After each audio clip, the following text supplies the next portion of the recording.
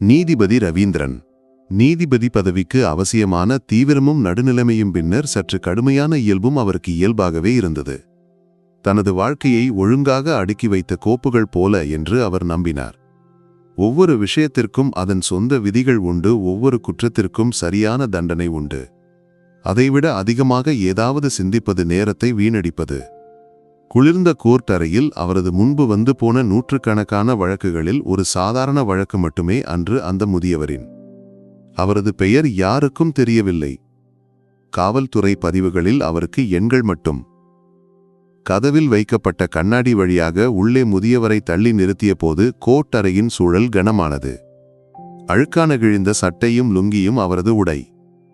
மாதங்களாக வெட்டி ஒழுங்குபடுத்தாத தாடியும் முடியும் ஒட்டிய வயிறும் குழிந்து சாம்பல் நிற கண்களும் அவரது வறுமையை அறிவித்தது. காவலர்கள் கூட அவரை ஒரு பொருள் போல கையாண்டனர்.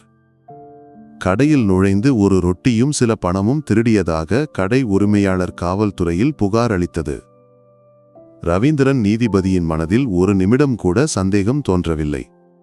அது ஒரு குற்றச்செயல். பசி காரணம் என்று சொன்னாலும் ரொட்டி திருட அவருக்கு வேறு பல வழிகள் இருந்திருக்கலாம். பிச்சை எடுக்கலாமே, யாரிடமாவது உதவி கேட்கலாமே. சட்ட புத்தகத்தில் அப்படி ஒரு சாத்தியத்தை பற்றி சொல்லவில்லை. குற்றம் தெளிவானது, சாட்சியங்கள் உண்டு, ஆதாரங்கள் உண்டு. ஏன் திருடினீர்கள்? ரவீந்திரன் கேட்டார். அவரது குரலில் எந்த உணர்ச்சியும் இல்லை. அது ஒரு இயந்திரம் போல சட்டம் கேட்கும் கேள்வி. முதியவர் கண்களை உயர்த்தி அவரை பார்த்தார். அந்த பார்வையில் உதவியின்மையும் பயமும், அதற்கு அப்பால் ஒருவகை அலட்சியமும் இருந்தது. பசித்தது சார். நீண்ட காலம் பேசாத ஒரு மனிதனின் குரல் போல அது மெல்லியது. அதையே நான் பதிவு செய்கிறேன். நீதிபதி தலையை உயர்த்தி காவலர்களை பார்த்தார். 1 மாத சிறை. மனதில் எந்த உணர்வு மாற்றமும் இல்லாமல் அந்த தீர்ப்பை அவர் உச்சரித்தார். சட்டம் கட்டளையிடுவது அதுதான். இதில் அதிகமாக ஏதாவது சிந்திக்க வேண்டிய அவசியம் இல்லை. கோர்ட்டறையில் இருந்த மற்றவர்களின் முகங்களில் ஒரு நிமிடம் இரக்கத்தின் மெல்லிய உணர்வு மின்னி மறைந்தாலும் அது அதிக நேரம் நீடிக்கவில்லை. நீதிபதியின் இருக்கையின் தீவிரமான குளிர் அந்த உணர்வுகளை விரைவில் உருகச் செய்தது. காவலர்கள் முதியவரை வெளியே கொண்டு போன போது அவர் இன்னொரு முறை ரவீந்திரன் நீதிபதியை திரும்பி பார்த்தார். அந்த பார்வை ஒரு கேள்வியாக அவரது மனதில் தங்கியிருக்கவில்லை. காரணம் சட்டம் கட்டளையிடுவது தவிர வேறு எதுவும் ரவீந்திரனின் மனதில் அப்போது இல்லை. அப்போதே அடுத்த வழக்கின் கோப்பு திறக்கப்பட்டிருந்தது. அது அவரது மனதில் ஒரு சாதாரண வேலை நாள் மட்டுமே. மாலை கோர்ட் நடவடிக்கைகள் முடிந்தபோது ரவீந்திரன் வழக்கம் போல காரில் வீட்டிற்கு திரும்பினார். நகரத்தின் நெரிசலான சாலைகளில் இருந்து விலகி நகர விளிம்பில் உள்ள தனது பெரிய வீட்டிற்கு செல்லும் பயணம் அவருக்கு எப்போதும் ஒரு தனிப்பட்ட மகிழ்ச்சி. சட்ட புத்தகங்களின் கடுமையிலிருந்து வாழ்க்கையின் சாதாரண தன்மைக்கு திரும்பும் பயணம். டிரைவர் ஓட்டும்போது அவர் கண்களை மூடி சாய்ந்திருந்தார். மனதில் அப்போதும் அன்றைய வழக்குகள் ஒரு ஃபிளாஷ்பேக் போல தோன்றி மறைந்தன. அதில் அந்த முதியவரின் முகம் சிறப்பாக நினைவில் வரவில்லை. எல்லாம் இயந்திரமான ஒரு செயல்முறையின் பகுதி மட்டும். திடீரென கார் சத்தத்துடன் நின்று போனது. இன்ஜின் பழுதடைந்ததாக டிரைவர் தெரிவித்தார். அவர்கள் ஒரு கிராமப்புற சாலையின் நடுவில் இருந்தனர். சுற்றிலும் இருள் கனமாகி வருகிறது. போனுக்கு ரேஞ்ச் இல்லை. அப்போதுதான் வானிலை மாறியது. வானம் கருத்து மறைந்தது. மின்னல் வெளிச்சம் வீசிய போது அருகிலுள்ள காட்டின் பயங்கரம் அவரை பயமுறுத்தியது. நிமிடங்களுக்குள் இடி மின்னலுடன் கனமான மழை தொடங்கியது. சார், இங்கே அருகில் ஒரு வீடு உண்டு. அங்கு போய் நிற்போம், டிரைவர் சொன்னார். ரவீந்திரன் எதிர்ப்பு எதுவும் சொல்லவில்லை. தலையை மறைக்க ஒரு துணி எடுத்துக்கொண்டு அவர் காரில் இருந்து இறங்கினார். வலுவான காற்றில் குடை கூட பயனற்றது. மழை நனைந்து சட்டத்தின் ஒழுங்கும் தீவிரமும் எல்லாம் ஒரு நிமிடத்திற்கு அவரிடமிருந்து விலகி போயிருந்தது. ஒரு சாதாரண மனிதன் மட்டுமே அப்போது அவர். டிரைவர் காட்டிய வழியில் சேறு குழிகளுடன் உள்ள மலை சரிவில் அவர்கள் நடந்தனர். அவர்கள் ஒரு சிறிய ஓலை கூரை போட்ட கொட்டகைக்கு அருகில் வந்தனர். உள்ளே மங்கிய வெளிச்சம் கண்டபோது அது ஒரு சிறிய தேநீர் கடையோ வேறு ஏதோ என்று அவர் நினைத்தார். உள்ளே நுழைந்தபோது ரவீந்திரன் அதிர்ச்சியடைந்தார். அது ஒரு வீடு. அந்த வீட்டில் 4 பேரெலும்பும் தோலுமான உருவங்கள். நோய் தாக்கிய ஒரு முதியவனும் முதியவளும், ஒரு இளம் பெண், பின்னர் ஒரு 4 வயது குழந்தையும் இருமலுடனும் அவசத்துடனும் உட்கார்ந்திருந்தனர். அந்த காட்சி ரவீந்திரனின் உள்ளே ஒரு கத்திமுனை போல ஊடுருவியது. கார் பழுதடைந்ததை விட பெரிய ஒரு துன்பம் தனது முன்பு தனது தீர்ப்பு காரணம் இருளில் கிடக்கிறது என்று அவருக்கு தோன்றியது. பசியால் உருமாறிய அந்த மனிதர்களை கண்டபோது அவரது கை கால்களுக்கு திடீரென பலம் இழந்தது. கால்கள் தளர்ந்து பின்னால் நகர்ந்தது. யார் நீங்கள்? இளம் பெண் அவசத்துடன் கேட்டாள். நான் வழிப்போக்கன், கார் பழுதடைந்தது, மழையாகியதால் ரவீந்திரன் சொல்லி நிறுத்தினார். அந்த காட்சியில் அவரது வார்த்தைகள் உடைந்து போயிருந்தன. என் கணவர் வெளியே போயிருந்தார். மழை வலுவாகியதால் வழியில் சிக்கிக் கொண்டார் போல இளம்பெண் இருமியபடி சொன்னாள். அவளது வார்த்தைகள் காதுகளில் பதிந்ததும் ரவீந்திரனுக்கு ஒருவகை நெஞ்செரிச்சல் உணர்ந்தார். இந்த வீடுதான் தண்டித்த முதியவருடன் தொடர்புடையது என்று அவருக்கு தோன்றியது. உங்கள் கணவருக்கு என்ன வேலை? அவர் கேட்டார். பல வேலைகளுக்கு போவார் சார். கிடைக்கும் அனைத்தையும் கொண்டு வருவார். ஆனால் இங்கே நோய் தாக்கிய அப்பாவும் அம்மாவும் உண்டு. இந்த குழந்தையும் உண்டு. கடந்த நாட்களில் மருத்துவமனைக்கு கொண்டு போக பணம் இல்லாமல் போனபோது ரேஷன் கார்டு கொடுக்க போனது. அப்போதுதான் இந்த வீட்டின் முன்பு ஒரு கடையில் மின்சாரம் இல்லாமல் ரொட்டி வைத்திருந்ததை கண்டது. பசி தாங்க முடியாமல் அவர் ஒரு ரொட்டி எடுத்தாரானால் கடை உரிமையாளர் அதை கண்டு அவர் பணமும் திருடினார் என்று பொய் புகார் அளித்து காவல்துறைக்கு ஒப்படைத்தார். இன்று கோர்ட்டில் ஆஜர்படுத்தி 1 மாத சிறை கிடைத்தது. பாவம், அதோடு எல்லாம் போய்விட்டது. இனி எப்படி முன்னேறுவது என்று எனக்கு தெரியவில்லை. இந்த வார்த்தைகளை கேட்டதும் ரவீந்திரனின் உலகம் ஒரு நிமிடம் நிலையற்றது. அவரது முதுகெலும்பு வழியாக ஒரு குளிர் ஊர்ந்தது. உடலிலிருந்து இரத்தம் முழுவதும் வற்றியது போல தோன்றியது. அவர் எங்கே சிறையில் உள்ளார் என்று அறிய ரவீந்திரன் ஆர்வத்துடன் கேட்டபோது அந்த பெண் சொன்ன பெயரை கேட்டு அவரது உடல் தளர்ந்தது. நீதிபதி ரவீந்திரன் சாரின் கோர்ட்டில். அதை கேட்டதும் ரவீந்திரனுக்கு தனது காதுகளை நம்ப முடியவில்லை. அவருக்கு சுற்றிலும் உள்ள சுவர்கள் சுழல்வது போல தோன்றியது. ரொட்டி திருடியதற்குதான் தண்டித்த அந்த முதியவர் இந்த பாவம் குடும்பத்தின் ஒரே தாங்கு ஆணி. அந்த முதியவரின் பசித்தது என்ற வார்த்தையின் உண்மை அர்த்தம் இதுதான் என்று உணர்ந்த போது ரவீந்திரனுக்கு தனது மூளைக்கு எடை கூடியது போல தோன்றியது. மனசாட்சியின் ஆழங்களில் இருந்து ஒரு கூக்குரல் எழுந்தது. சட்டத்தின் வெறும் ஒரு கருவி மட்டுமே என்றுதான் கொடுத்த தீர்ப்பு ஒரு குடும்பத்தை முழுவதும் அழித்துவிட்டது. அவர் தலை சுற்றி தரையில் விழப்போனாலும் டிரைவர் தாங்கி நிறுத்தினார். மழை வலுவாக பெய்து கொண்டிருந்தது. அது வானத்தின் கண்ணீர் போல ரவீந்திரனின் உள்ளே ஊற்றியது. தனது நீதி உணர்வு ஒரு உடைந்த அட்டை அரண்மனை போல தரைமட்டமானது. அப்போதும் அவரது நினைவுகளில் அந்த முதியவர் கோர்ட் அறையில் நின்று நிறை கண்களுடன் தன்னை பார்த்த காட்சி தோன்றியது. அந்த பார்வையில் பயம் இல்லை, மாறாக ஒரு வேண்டுகோள். என்னை தண்டிக்காதீர்கள், என் குடும்பம் பசியில் இருக்கும் என்று ஒரு அமைதியான வேண்டுகோள். தான் அதை காணாமல் போனது ஏன்? சட்டத்தின் குருட்டுத்தனம் தன் கண்களையும் மூடியது காரணமா?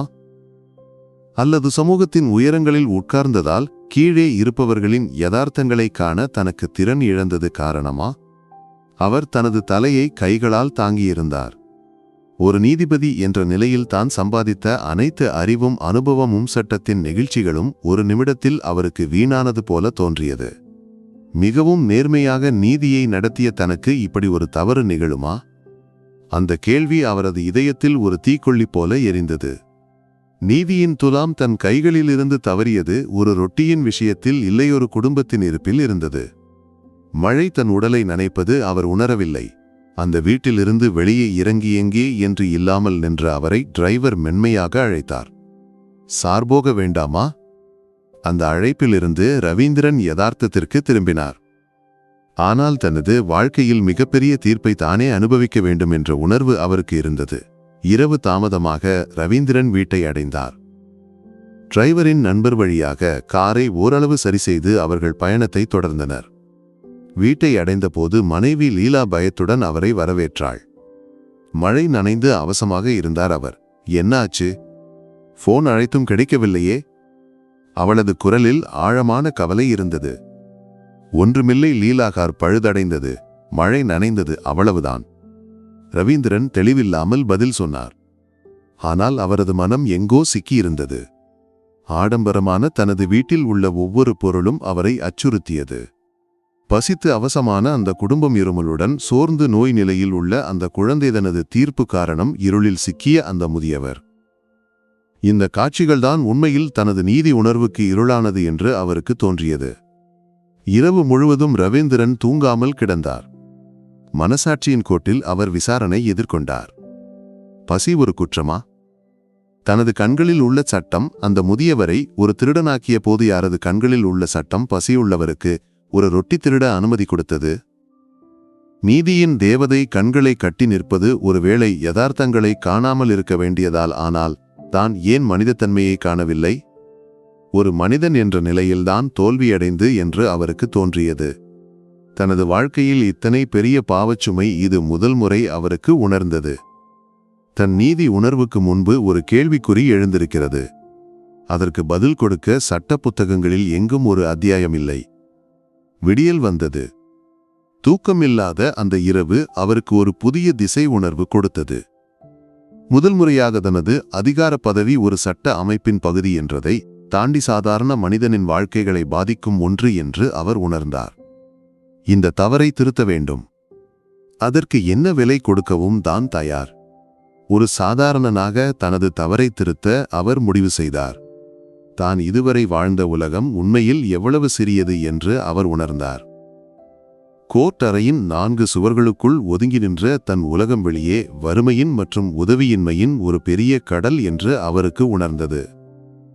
அடுத்த நாள் காலை கோர்ட்டுக்கு போகும் முன் அவர் சிறை கண்காணிப்பாளரை அழைத்தார்.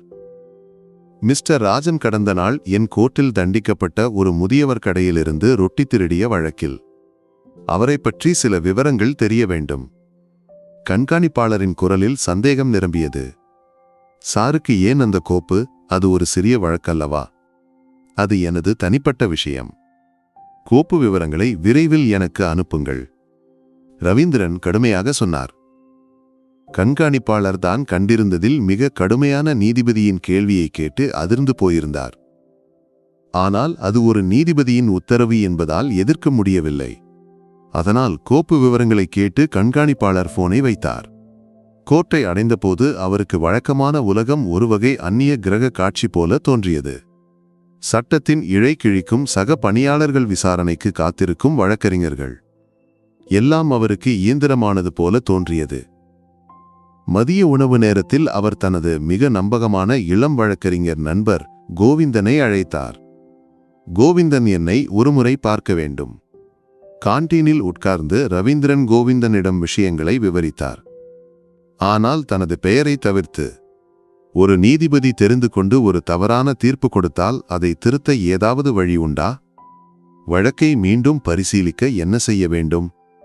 கோவிந்தன் அவரை சந்தேகத்துடன் பார்த்தார். சார், சட்டப்படி அது கடினம். அந்த வழக்கை மீண்டும் பரிசீலிக்க போதுமான காரணங்கள் இருக்க வேண்டும். சார், ஏதாவது மறைக்கிறீர்களா? ரவீந்திரன் ஆழமாக மூச்சுவிட்டார். ஒன்றுமில்லை, இது என் மனதை அலைக்கழிக்கும் ஒரு விஷயம், அவ்வளவுதான். அப்படியானால் அந்த முதியவர் நிரபராதி என்று நிரூபிக்கும் புதிய ஆதாரங்களை கண்டுபிடிக்க வேண்டும், அல்லது தீர்ப்பில் சட்டப்பூர்வ தவறுகள் உண்டு என்று அப்பீல் கொடுக்க வேண்டும். ஆனால் சாருக்கு தெரிந்த விஷயம் என்பதால் அது அசாத்தியம், கோவிந்தன் சொன்னார். நீதிபதி சோகமாக தலையாட்டினார். தான் கொடுத்த சட்டத்தின் சங்கிலியில் தானே சிக்கியிருக்கிறேன். சட்டம் பாதுகாக்க ஒரு உயிர் ஆபத்தில் இருந்தபோது அந்த உயிரை உதவ ஏதாவது தடையாக நிற்கிறது.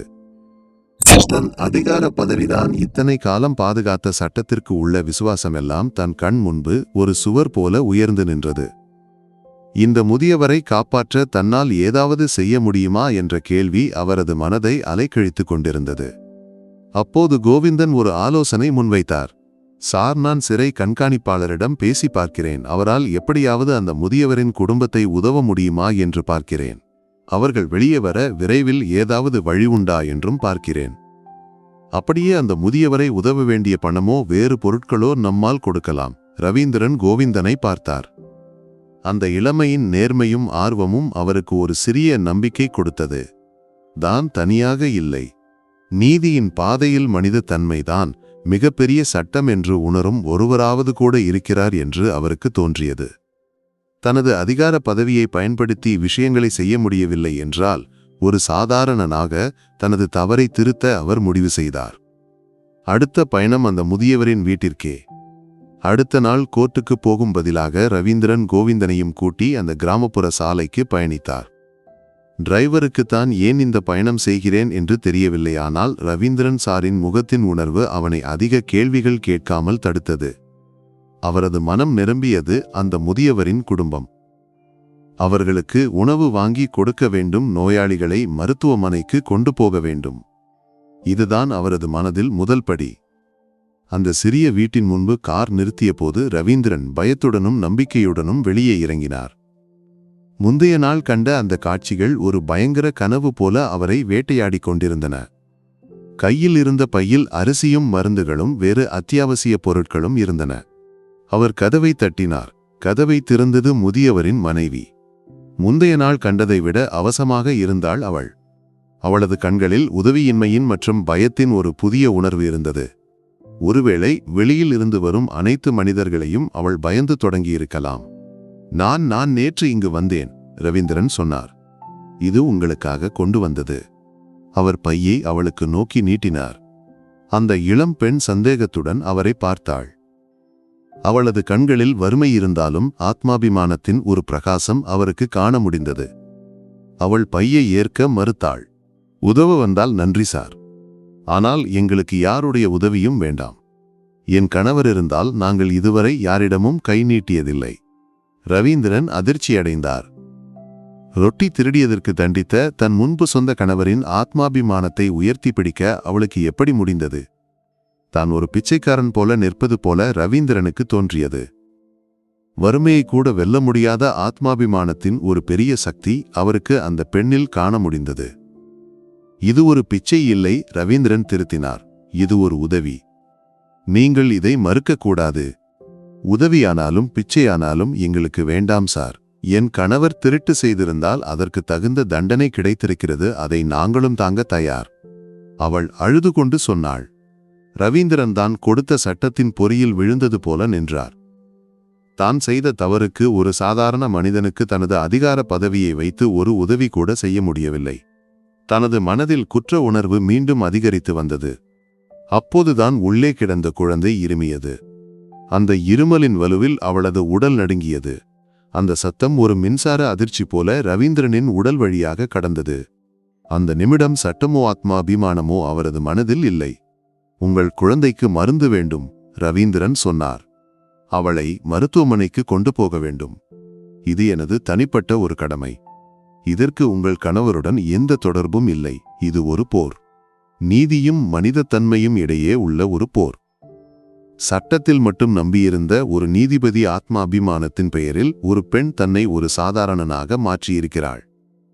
அந்த நிமிடம் அவர் உணர்ந்தார்தான் செய்த தவறை திருத்த வேண்டுமானால் ஒரு நீதிபதியாக இல்லை, ஒரு மனிதனாக செயல்பட வேண்டும். இறுதியில் அந்த பெண்ணின் கதவை மூட ரவீந்திரன் அனுமதித்தார். அந்த கதவு ஒரு வீட்டின் இல்லை, அது ஆத்மாபிமானத்தின் மற்றும் உதவியின்மையின் எல்லை. தன் உதவியை மறுத்த முதியவரின் மனைவியின் கதவு முன்பு ரவீந்திரன் உதவியின்மையாக நின்றார். சட்டத்தின் பெயரில்தான் செய்த தவறு ஒரு குடும்பத்தின் ஆத்மாபிமானத்தை எவ்வளவு முறிவேற்படுத்தியிருக்கிறது என்று அவருக்கு உணர்ந்தது. அந்த கதவு மூடிய போது அது வெறும் ஒரு கதவு மூடியது இல்லை, மாறாக தன் பிராயச்சித்தத்திற்கு உள்ள ஒரு வழியும் ஆகும். காரில் திரும்பி போகும்போது ரவீந்திரன் அமைதியாக இருந்தார்.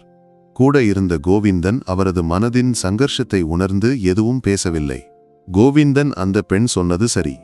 நான் அவர்களை உதவ முயற்சித்தது ஒரு நீதிபதியாக, ஒரு மனிதனாக இல்லை. அவர்களுக்கு தேவை ஒரு பிச்சை இல்லை, நீதி. என் தவறை திருத்த நான் கொடுத்த சட்டத்தின் சங்கிலிகள் என்னை தடுக்கின்றன, ரவீந்திரன் சொன்னார். கோவிந்தன் தலையாட்டினார். சார், சட்டம் அதன் வழியில் போகும், ஆனால் மனிதத்தன்மை அதைவிட பெரியது. அந்த பெண்ணை அவர்களின் ஆத்மாபிமானத்தை கேள்வி கேட்காமல் உதவ வேண்டும். அதுதான் நான் உணர்வது. இந்த வார்த்தைகள் ரவீந்திரனுக்கு ஒரு புதிய பார்வை கொடுத்தது. சட்டத்தின் எல்லைகளுக்கு அப்பால் மனிதத்தன்மை எப்படி செயல்படுகிறது என்று அவர் உணர்ந்தார். தான் நேரடியாக உதவினால் அது பிச்சையாக மாறும். அதனால் முதியவரின் குடும்பத்திற்கு நேரடியாக பணமும் பொருட்களும் கொடுப்பதற்கு பதிலாக வேறு ஒரு வழி கண்டுபிடிக்க ரவீந்திரன் முடிவு செய்தார். அடுத்த நாள் காலை ரவீந்திரன் ஒரு துணிச்சலான முடிவு எடுத்தார். அவர் கோர்ட்டுக்கு போகவில்லை. பதிலாக கோவிந்தனையும் கூட்டி அந்த முதியவர் ரொட்டி திருடிய கடைக்கு போனார். கடை உரிமையாளர் ஒரு நடுத்தர வயது மனிதன். அவரது முகத்தில் கோபமும் அகங்காரமும் இருந்தது. நான் நீதிபதி ரவீந்திரன். ரவீந்திரன் தன்னை அறிமுகப்படுத்தினார். கடை உரிமையாளரின் முகம் பயத்துடனும் மரியாதையுடனும் மாறியது. சாருக்கு என்னை பார்க்க என்ன? நீங்கள் 1 மாத சிறைக்கு காரணமான ஒரு முதியவரை நினைவிருக்கிறதா? ரவீந்திரன் கேட்டார். கடை உரிமையாளர் தலையை குனிந்தார். அது சிறிய சம்பவம் சார். நான் பல முறை சொல்லி திருட்டு செய்பவர்களுக்கு சிறிய தண்டனை கொடுக்க வேண்டும் என்று. ஆனால் அந்த மனிதனின் உருவம் பார்த்தால் அவரது இயல்பு தெரியும். அவர் ஒரு திருடன் சார். நீங்கள் ஒரு ரொட்டியும் சில பணமும் திருடினார் என்றல்லவா காவல்துறைக்கு பொய் புகார் கொடுத்தீர்கள்? சட்டப்படி ஒரு ரொட்டி திருடுவதும் பணம் திருடுவதும் 2 குற்றங்கள். நீங்கள் ஏன் அந்த மனிதன் பணம் திருடினார் என்று பொய் புகார் கொடுத்தீர்கள்? ரவீந்திரன் கேட்டார். கடை உரிமையாளரின் முகம் வெளுத்தது. அவர் எதுவும் பேசாமல் நின்றார். அது நான் முடிவு செய்ய வேண்டிய விஷயம். நீங்கள் சொல்வது போல ஒரு மனிதனை திருடனாக முத்திரை குத்த உங்களுக்கு இல்லை. இந்த உலகில் யாருக்கும் உரிமை இல்லை.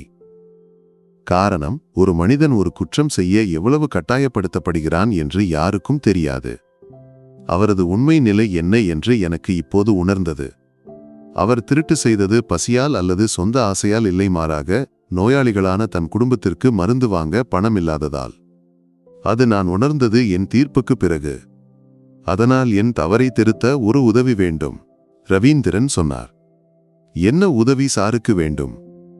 கடை உரிமையாளர் ஆச்சரியத்துடன் கேட்டார்.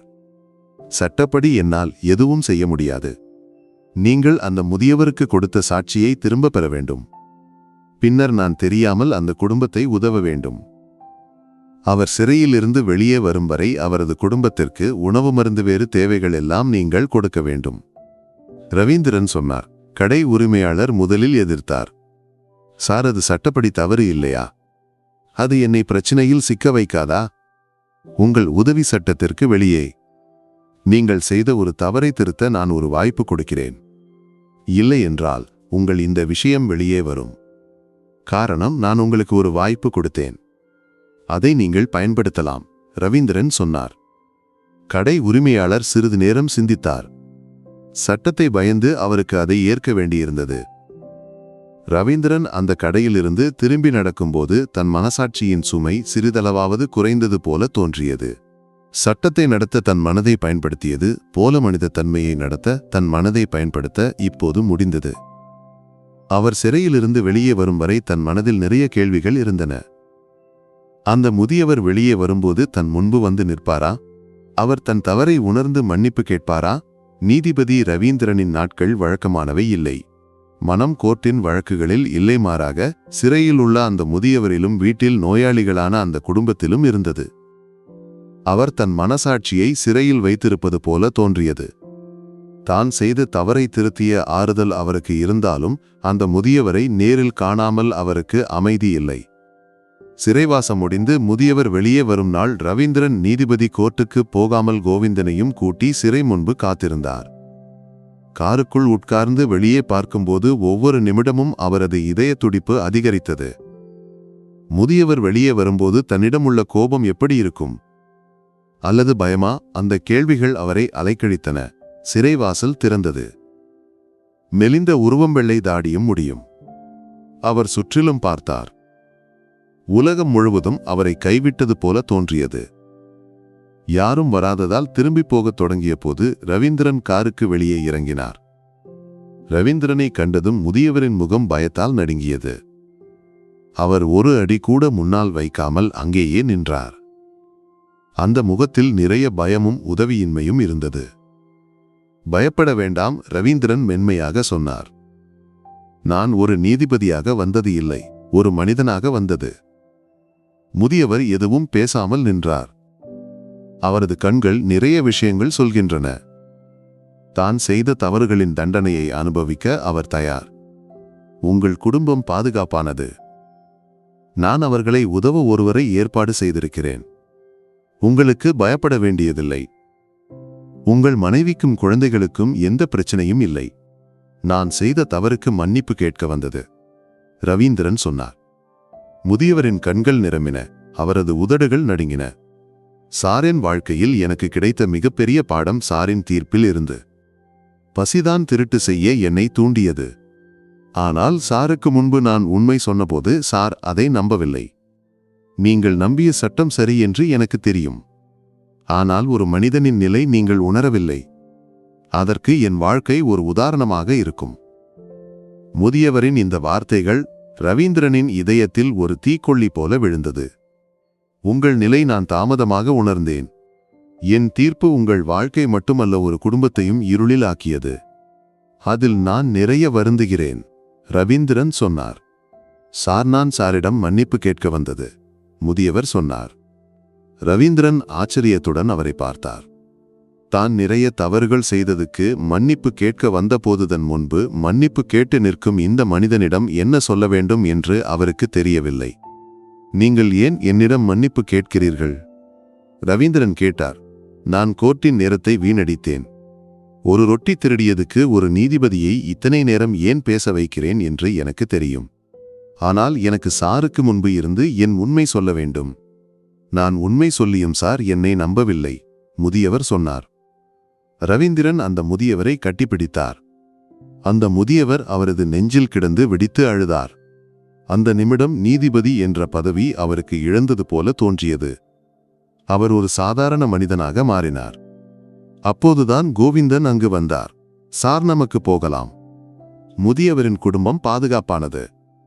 கடை உரிமையாளர் அவர்களை உதவ தயார்.